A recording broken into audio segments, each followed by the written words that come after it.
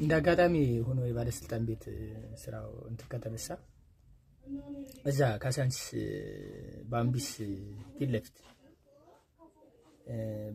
ለፊት የዛሬ 8 ዓመት ወይ ዛሬ 10 ዓመት በፊት የሳሞራውን ቤትኛ ነበር ይሰራ የሳሞራው ማለት ነው። ሳሞራው መቼም ታውቁታላችሁ የሱ ቤት እኛ ነው የሰራነውና እንደው ተውት።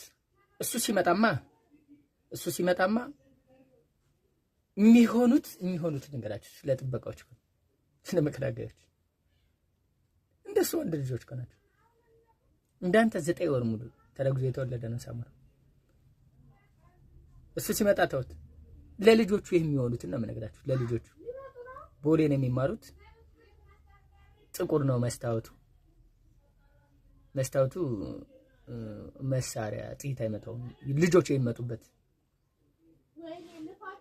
መኪና ማለት ነው።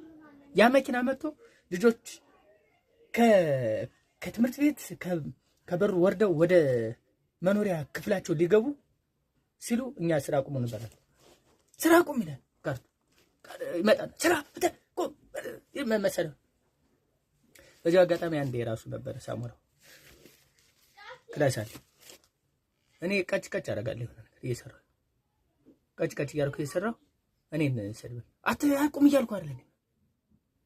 አንተ ክፍታ አፋለው ሰው ስራ የሚሰራ ሰው ነው እንደምታስቆመው ምን ችግር አለ? በቃ ይዛቸው ግባ ዝም ብለህ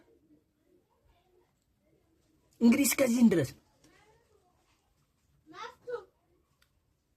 እኛ ስንገባማ ተው ካልሳችን አይቀር ጧት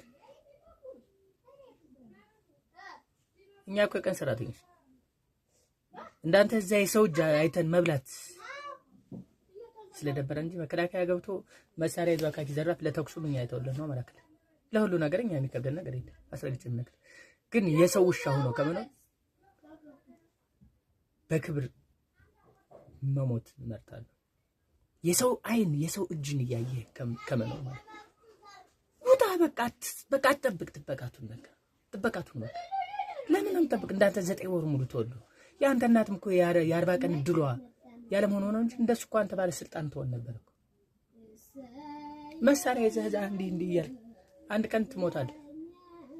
ሬሳን በክብር አይቀበልም።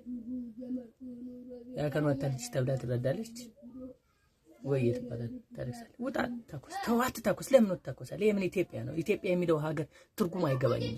አትታኮሱ፣ የደሃ ልጆች አትለቁ።